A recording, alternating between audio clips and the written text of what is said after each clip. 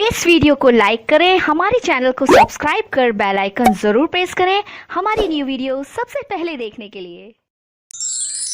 Hello दोस्तों, स्वागत है आपका मेरे इस यूट्यूब चैनल लीगलाइजेशन सर में। सो फ्रेंड, आज के सेशन में हम बात करेंगे सीपीसी के लेक्चर में भाग 11 में, जहां पे मिसलेनियस से संबंधित प्रावधान किया गया था, जहां पे सेक्शन 144 से लेकर 148 ए तक में हम बात करेंगे, जिसमें जो भी इंपॉर्टेंट सेक्शंस होंगे उनको हम कवर करने वाले हैं। और इसके पहले के जो भी सेक्शंस हैं उसको हम कवर कर चुके हैं। यदि आपने नहीं देखे हैं तो मेरे पहले के लेक्चर जाके देख सकते हैं मेरे चैनल पर।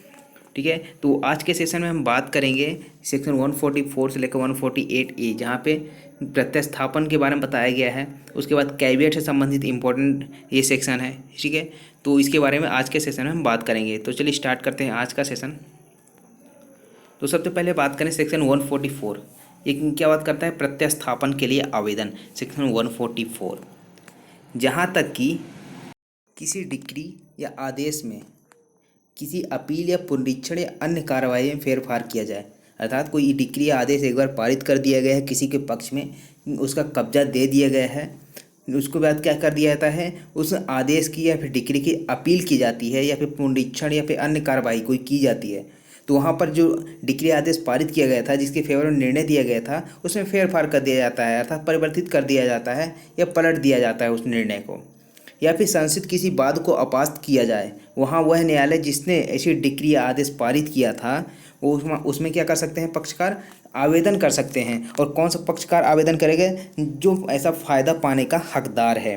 ठीक है ना, तो वह प्रत्यास्थापन के लिए आवेदन करता है और ऐसा प्रत्यास्थापन कराएगा जिससे पक्षकार जहाँ तक हो सके उस स्थिति में हो, अर्थात कौन सा ऐसा पक्षकार जो फ़ायदा पाने का हकदार है, जिसमें वह होते यदि वह डिक्री आदेश में फेरफार या उल्टा ना गया होता।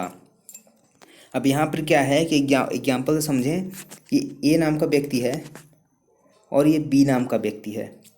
अब एक बार जो डिक्री आदेश पारित किया गया था वो ए नाम के व्यक्ति के पास आया, उसके फेवर में पारित किया गया और किसी भी भूमि का मान लीजिए कब्जा है, इसको दे दिया गया। लेकिन बाद में जब इसने अपील की तो या फिर पुनरीक्षण में या फिर किसी अन्य कार्रवाई के लिए आवेदन किया, तो वहाँ पर जो इसका कब्जा था किसको प्राप्त हो गया? बी नाम के व्यक्ति को प्राप्त हो गया। अब जो ए नाम का व्यक्ति है वो क्या कर रहा है? यहाँ पर एक आवेदन लाएगा उस न्यायालय में जहाँ पर ऐसा आदेश को पलटा गया है, ठीक है ना, उसमें फेरफार किया गया है, उसमें एक आवेदन लाता है प्रत्यस्थापन के लिए। प्रत्यस्थापन का मतलब क्या है कि एक बार जिसको किसी संपत्ति से वंचित कर दिया गया है उसको उसका हक दिलाने के लिए, ठीक है ना, उसका कब्जा दिलाने के लिए आवेदन किया जाता है, तो उसको बोला जाता है प्रत्यस्थापन। ठीक है, तो यहाँ पर क्या करेगा? ये आवेदन करेगा कि जब यहाँ पर न्यायालय को ऐसा लगता है कि उस व्यक्ति ने जिसने ऐसा आवेदन किया है प्रत्यस्थापन के लिए, उसको ऐसा कब्जा मिलना चाहिए, वास्तविक कब्जा किसका होना चाहिए? उसी व्यक्ति का होना चाहिए जो ऐसे फ़ायदा पाने का हकदार है। तो यहाँ पर न्यायालय क्या करेगा? उसको वापस वह कब्जा दिला देगा। तो यह कहलाता है प्रत्यस्थापन। एक बार जो वंचित कर दिया गया था किसी कब्जे से, उसको वापस उसी कब्जे में लाना, ठीक है ना, उसको कब्जा देना। यहाँ पे क्या है कि किसी व्यक्ति को उसकी संपत्ति से वंचित कर देना, अर्थात किसी डिक्री या आदेश में कोई ऐसा आदेश दिया गया है, ठीक है ना, कि जो भी उसकी संपत्ति है उसको उससे छीन ली जाए, अर्थात उसका कब्जा किसी और को दिया जाए क्योंकि उसका कब्जा उसके पास नहीं है। ठीक है, तो यहाँ पर क्या है कि उसको उसकी संपत्ति से वंचित कर दिया जाता है और प्रत्यस्थापन आवेदन करने पर फिर से उस संपत्ति का कब्जा दिलाना, ये कहलाता है प्रत्यस्थापन।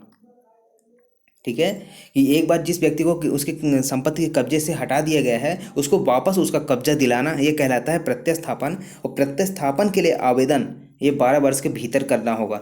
ठीक है ना, ये लिमिटेशन है इसकी कि 12 वर्ष के भीतर इसको आवेदन करना होगा। उसके बाद है सेक्शन 148। सेक्शन 148 क्या बात करता है कि समय का बढ़ाया जाना। जहाँ न्यायालय ने इस संहिता द्वारा विहित या अनुज्ञात कोई कार्य करने के लिए, किसके लिए?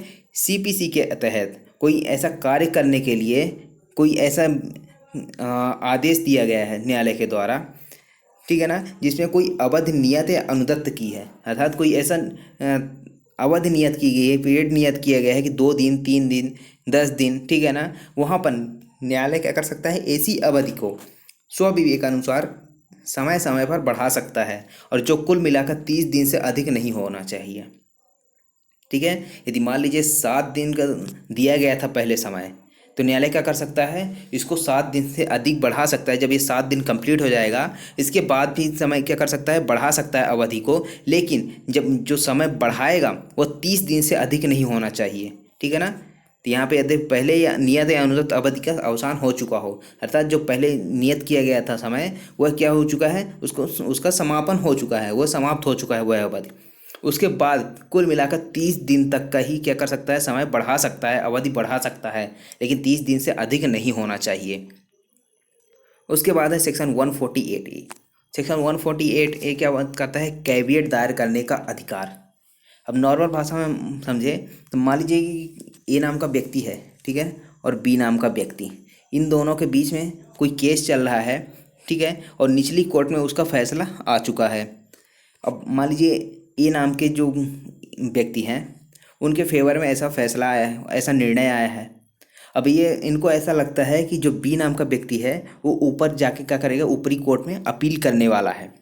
तो यहाँ पर ये क्या करेगा, ए नाम का व्यक्ति एक कैविएट दायर करता है, ठीक है, न्यायालय में, कि जब भी ये ऊपर क्या करेगा, अपील करेगा, ठीक है ना, या फिर कोई ऐसा आवेदन करता है उस मामले से संबंधित, तो पहले क्या किया जाए, इस व्यक्ति को सुना जाए।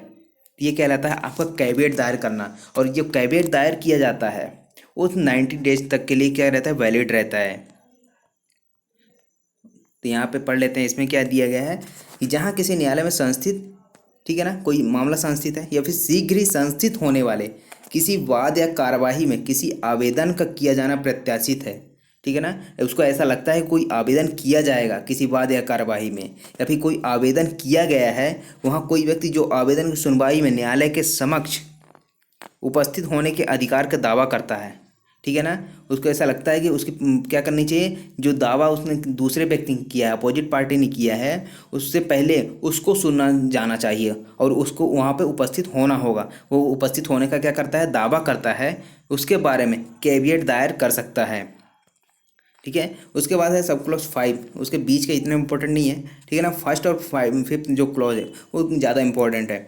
यहाँ पे क्या है, उपधारा 1 के दिन कैविएट दायर किए जाने की तारीख से 90 दिन तक प्रवृत्त रहेगा। इसको मैंने पहले ही बताया कि ये 90 दिन तक वैलिड रहता है, ठीक है। तो ये है आपका कैविएट। आई होप आपको ये समझ में आया है। यदि आपको समझ में आया है तो लाइक करें, शेयर करें अपने दोस्तों के साथ, और यदि आप नए हैं तो सब्सक्राइब करके बेल आइकन प्रेस कर लें ताकि आने वाली वीडियो की नोटिफिकेशन आपको मिलती रहे। Thank you so much for watching legalisation sir.